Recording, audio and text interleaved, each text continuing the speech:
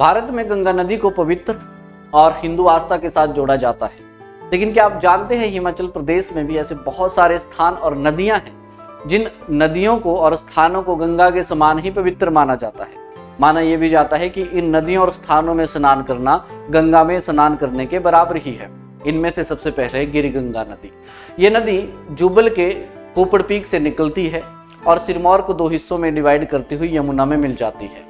ये नदी जो है फ्रेंड्स, कहा जाता है कि एक साधु जो है कमंडल में पानी लेके आए थे और वो पानी जो है जुब्बल वाले रीजन्स में उनके कमंडल से गिर गया था। इस तरह से इसका ओरिजिनेशन हुआ।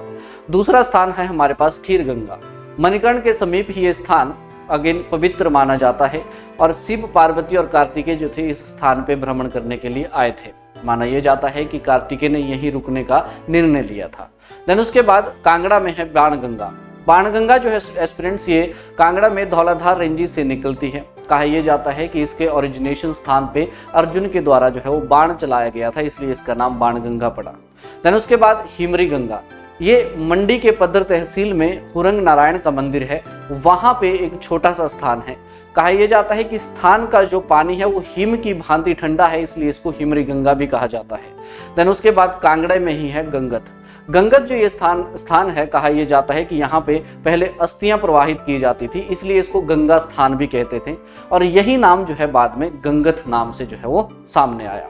क्या आपके नज़दीक भी ऐसा कोई स्थान है या नदी है जो गंगा के समान ही पवित्र मानी जाती है? तो कमेंट में जरूर बताइए। धन्यवाद।